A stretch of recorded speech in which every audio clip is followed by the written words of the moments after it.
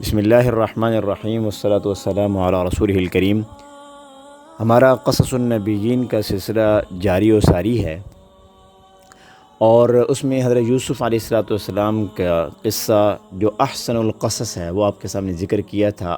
آدھا حصہ یوسف علیہ السلام کے جیل خانہ جانے تک کا، بقیہ حصہ وہ کچھ اس طرح ہے کہ جب یوسف علیہ السلام جیل میں پہنچے تو جیل میں ہی دو شخص یوسف علیہ السلام کے پاس حاضر ہو گئے اور اپنی ایک خواب بتا کر یوسف علیہ السلام سے تعبیر پوچھی۔ یوسف علیہ السلام سے تعبیر پوچھنے کا مقصد اور وجہ کیا ہے؟ وہ اصل میں وجہ یہ ہے کہ یوسف علیہ السلام کو انہوں نے تمام جیل کے قیدیوں میں سب سے نیک پایا۔ نیک ہونے کی وجہ سے انہیں یوسف علیہ السلام سے خواب کی تعبیر پوچھی۔ یوسف علیہ السلام نے خواب کی تعبیر بتانے سے پہلے تھوڑی سی ان کو دین حق کی دعوت دی، اس کے بعد خواب کی تعبیر بتائی۔ خواب کی تعبیر بتانے کے بعد ساتھ میں جو خواب کی تعبیر تھی، میرا مقصود ہے کہ قصہ لمبا اور طویل نہ ہو جائے، تو عرض یہ کرنا ہے کہ جو خواب کی تعبیر وہ یہ تھی کہ جس میں سے ایک کو سولی پہ لٹکایا جائے گا، پھانسی پہ لٹکایا جائے گا، دوسرے کو واپس بادشاہ کی خدمت میں لگایا جائے گا۔ تو یوسف علیہ السلام نے اس شخص کو جس کو بادشاہ کی خدمت پر لگایا جائے گا، اس کو کہا کہ دیکھو تم جب رہا ہو جاؤ گے، بادشاہ کی خدمت میں دوبارہ لگ جاؤ گے، تو میرا ذکر تھوڑا کر دینا کہ دیکھو ایک مجبور، ایک وہ مظلوم شخص جیل میں موجود ہے، تو تھوڑی بات کر دینا۔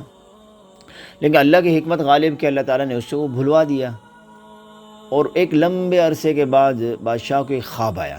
اب جب خواب کی تعبیر بادشاہ نے اپنے درباریوں سے پوچھنا چاہیے، اب جب پوچھنے لگے تو وہ جو خادم تھا اس کو فٹافٹ یاد آ گیا کہ یہ تو تعبیر جو وہ قید میں ایک شخص تھا اور اس نے ہمیں تعبیر بتائی تھی، وہ تو بالکل ہو بہو ویسی ہوئی جیسے اس نے بتائی تھی، تو کیوں نہ اسی سے یہ تعبیر بھی پوچھی جائے۔ تو بھاگم بھاگ کہا بادشاہ کو، کہا میں ہاں ایک شخص ہے وہ تعبیر صحیح بتائے گا، اس سے پوچھتے ہیں جا کے۔ تو بادشاہ نے کہا جاؤ پوچھو۔ بھاگا گیا اور کہا یوسف یوسف یوسف ذرا بتاؤ تو صحیح، اس خواب کی تعبیر بھی بتاؤ، اس خواب کی تعبیر ہمیں پتہ کرنی ہے، ہمیں بتاؤ ذرا۔ تو یوسف علیہ السلام نے اس خواب کی تعبیر بھی بتائی، اور اس خواب کی تعبیر کا جو لب لباب ہے وہ یہ کہ 7 سال بڑے اچھے گزریں گے اور اس کے بعد 7 سال قحط آئے گا، تو یہ بتائی تعبیر، اور ساتھ میں قحط سے بچنے کی ترکیب بھی بتا دی۔ سبحان اللہ۔ تو وہ جب خادم واپس جا کے اس نے بتایا، بادشاہ نے کہا اچھا اتنا ماہر انسان قید میں موجود ہے، کون ہے ذرا لاؤ تو صحیح۔ اب ہوا یہ کہ قیدی واپس آیا اور آ کر کہا جی وہ جی آپ کو بلا رہے ہیں۔ سبحان اللہ۔ تو یوسف علیہ السلام نے یہ نہیں کہا اچھا میری رہائی کا وقت آ گیا، چلو نکلو۔ کہا نہیں ایسے نہیں نکلنا، میرے اوپر ایک تہمت لگی تھی، اس تہمت کو زائل کیا جائے گا تو میں باہر آؤں گا، ایسے نہیں آنا۔ اچھا وہ کیا تھی؟ تو یوسف علیہ السلام نے دیکھے کمال دیکھے یوسف علیہ السلام، سبحان اللہ۔ یوسف علیہ السلام نے عزیز مصر کے گھر کا نمک کھایا تھا، تو اب یہ موقع تھا، اس موقع پر یوسف علیہ السلام نے ڈائریکٹ عزیز مصر کی بیوی کا نام نہیں، زلیخا کا نام نہیں لیا کہ دیکھو زلیخا سے جا کے پوچھو کہ زلیخا نے یہ میرے ساتھ کیا کیا تھا، نہیں، بلکہ یوسف علیہ السلام نے ایک خوبصورت انداز سے کہا ان عورتوں سے جا کے پوچھو جنہوں نے اپنی انگلیاں کاٹی تھی، کیوں کاٹی تھی بھائی، جنہوں نے اپنے ہاتھ کاٹ دیے تھے ان عورتوں سے جا کے صرف اتنا پوچھو کہ بھئی تم نے اپنے ہاتھ کیوں کاٹے تھے، بس۔ سبحان اللہ، کیا خوبصورت انداز، اللہ اکبر۔ تو جب ان کو بلایا، پوچھا گیا ہمیں بتاؤ کیا معاملہ ہے، کیا مسئلہ ہے، کہا جی وہ جو یہ سارا معاملہ ہوا تھا، اتنے میں زلیخا کو نے بھی بول پڑی کہ ہاں جی وہ مجھ سے یہ غلطی ہوئی تھی، وہ تو ٹھیک ہے، وہ تو سچے ہیں، مجھ سے غلطی ہوئی تھی۔ تو اس طرح اپنے اوپر ایک آنے والی تہمت کو، ایک لوگوں کی طرف سے پیدا ہو جانے والی بدگمانی کو زائل کیا، پھر یوسف علیہ السلام باہر آئے۔ بدگمانی سے بچنا بہت ضروری ہے، اپنے آپ کو بچانا اور دوسرے کے بارے میں بدگمانی کرنا، دونوں سے بچنا ضروری ہے۔ دیکھیے اب مجھے بتائیے، دو جہاں کے سردار صلی اللہ علیہ وسلم کے بارے میں کوئی بدگمانی پیدا ہو سکتی ہے؟ ہرگز آپ کا جواب نہیں میں ہوگا۔ لیکن اس کے باوجود ایک دفعہ رسول اللہ صلی اللہ علیہ وسلم ازواج مطہرات میں سے ایک زوجہ صفیہ بنت حیی، ان کے ساتھ آپ باہر تشریف لائے، تو ایک گلی سے گزر رہے تھے، تو گلی کے اس سرے پر دو صحابی کھڑے تھے۔ تو آپ صلی اللہ علیہ وسلم نے ان کو بلند آواز سے کہا، ارے میرے ساتھ صفیہ بنت حیی ہے۔ تو انہوں نے کہا، یا رسول اللہ، ہم آپ کے بارے میں کچھ نہیں کہہ سکتے، ہم کیوں بدگمانی کرتے؟ تو آپ نے فرمایا، دیکھو شیطان تمہارے رگوں میں دوڑتا ہے، شیطان کچھ بھی کروا سکتا ہے، بدگمانی تمہارے دلوں میں لا سکتا ہے۔ تو رسول اللہ صلی اللہ علیہ وسلم نے بھی اس بات کا اہتمام کیا کہ اپنے اوپر آنے والی بدگمانی کو زائل کیا پہلے سے ہی۔ اور پھر اب یوسف علیہ السلام جب جیل خانہ سے باہر آئے تو پھر اپنے آپ کو پیش کیا کہ دیکھو مجھے آپ اجعلنی علی خزائن الارض، یہ عہدہ دے دیں تو میں ذرا اس کی ذرا اچھی دیکھ بھال کر دوں گا۔ تو عہدہ مل گیا اور خزانوں کی دیکھ بھال شروع کر دی۔ قحط کا زمانہ آیا، قحط کے زمانے میں دور دراز سے لوگ غلہ لینے کے لیے آنے شروع ہو گئے۔ اس میں یوسف علیہ السلام کے بھائی بھی آ گئے، سبحان اللہ۔ بھائیوں نے آ کر بھی کہا، اب بھائیوں نے پہچانا تو نہیں تھا، یوسف علیہ السلام پہچان گئے تھے۔ خلاصہ یہ کہ بھائیوں کے ساتھ یوسف علیہ السلام کا جو سگا بھائی تھا بنیامین، جو ماں باپ شریک بھائی، حقیقی بھائی، اور یہ جو باقی بھائی تھے نا، اصل میں یہ باپ شریک بھائی تھے، ماں شریک بھائی نہیں تھے، یہ ذہن میں رہیں آپ کے۔ ایک تھا بنیامین، وہ یوسف علیہ السلام کا حقیقی بھائی تھا، تو وہ نہیں تھے ساتھ۔ تو یوسف علیہ السلام نے ان آنے والوں سے مطالبہ کیا کہ اس کو بھی ساتھ لاؤ، پھر تمہیں غلہ اور دیا جائے گا۔ تو انہوں نے جا کر باپ سے بات کی، یعقوب علیہ السلام سے، پھر یعقوب علیہ السلام نے چند شرائط کے ساتھ واپس ساتھ بھیجنے کو آمادہ ہو گئے۔ خلاصہ یہ کہ اب یوسف علیہ السلام کے پاس بنیامین جب پہنچا تو یوسف علیہ السلام نے بنیامین کو روک لیا کسی طریقے سے، ایک حیلہ حجت کر کے۔ اور اس کے بعد یوسف علیہ السلام کے بھائی جب روتے ہوئے واپس آئے اور کہا کہ یہ تو بنیامین کو بھی ہم گم کر بیٹھے ہیں، تو یعقوب علیہ السلام نے پھر ان کو کہا کہ دیکھو اب تم جاؤ اور جا کر تم تلاش کرو، مجھے اللہ سے امید ہے کہ اللہ تعالیٰ یوسف کو بھی واپس بھیجیں گے اور بنیامین کو بھی واپس بھیجیں گے۔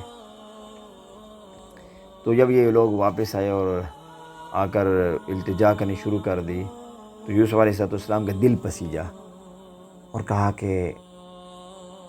کہ حل علمتم ما فعلتم بیوسف، وہ یاد ہے تمہارے ایک بھائی یوسف بھی ہوا کرتا تھا، پتہ بھی ہے تم نے اس کے ساتھ کیا کیا تھا؟ اب جب یہ سوال ان کے سامنے آیا تو یکدم ششدر رہ گئے، یہ کیا، یہ کون بندہ ہے جس کو یوسف کا اور ہمارے درمیان جو معاملہ ہوتا ہے اس کا پتہ ہے، یہ کون ہے؟ ٹھک ذہن میں آیا کہ یہ لگتا ہے یہ یوسف ہے۔ قال انت یوسف، کہ تم تو یوسف تو نہیں ہو؟ تو یوسف علیہ السلام نے بتا دیا کہ ہاں میں یوسف ہوں اور یہ میرا بھائی ہے۔ اور پھر یہ بڑے ایک دم پریشان ہو گئے کہ یہ کیا، اب لگتا ہے ہم سے بدلہ لیا جائے گا۔ تو یوسف علیہ السلام نے کہا کہ لا تثریب علیکم اليوم، کوئی تم سے بدلہ نہیں لیا جائے گا۔ اب یہ بڑے حیران کہ یوسف کو تو ہم نے کنویں میں ڈالا تھا، تو یوسف یہ تخت پہ کیسے پہنچ گیا؟ بڑی حیران تھے۔ تو پھر وجہ پوچھی بھئی ایسے کیسے پہنچ گئے؟ تو ایک آیت میں اللہ تعالیٰ نے یہ یوسف علیہ السلام کا جواب ذکر کیا، وہ آیت بھی میں ذکر کرتا ہوں۔ اس سے پہلے اب جو دوسرے حصہ میں نے بیان کیا ہے یوسف علیہ السلام کے قصے کا، اس سے جو ہمیں سبق ملتے ہیں، چند ایک سبق، بہت سارے سبق تو بہت زیادہ ہیں، بات طوالت نہ پکڑ جائے، تو اس لیے میں مختصراً چند ایک نکات ذکر کروں گا۔ نمبر 1، سب سے پہلی بات تو یہ ہے اس کے اندر کہ سبق کہ اپنے خواب کو ہر ایک کے سامنے نہ بیان کیا جائے۔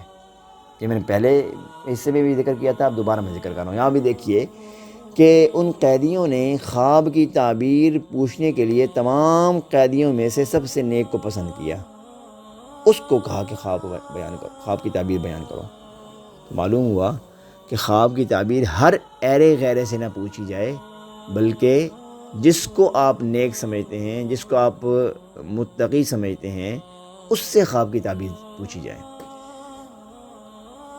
نمبر 2 کہ دیکھیں اپنے کسی مفاد کے لیے، اپنے کسی فائدے کے لیے کسی دوسرے کو ملامت کا نشانہ نہ بنایا جائے۔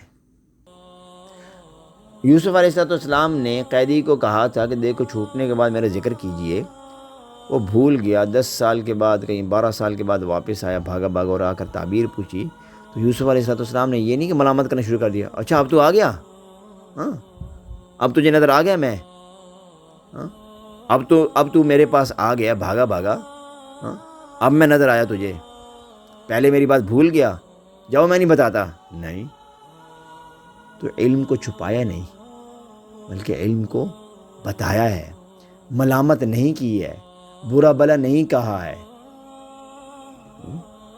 تو کسی قسم برا بلا نہیں کہا۔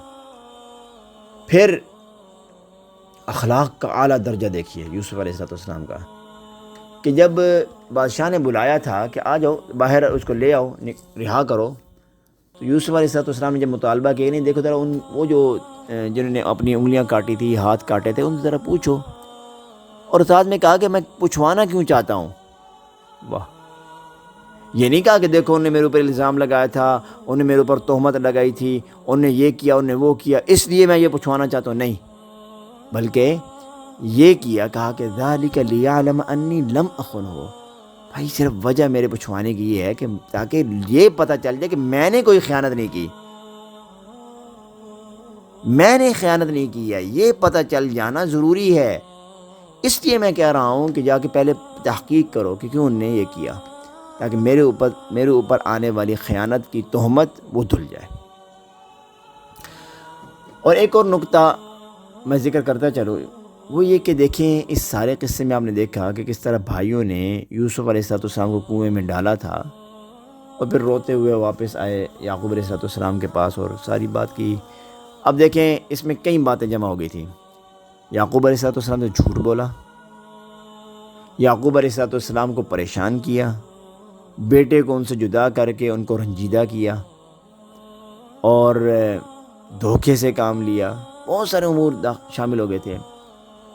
لیکن اس سب کے باوجود یوسف علیہ السلام کے والد محترم حضرت یعقوب علیہ السلام نے اپنے بیٹوں کو عاق نہیں کیا۔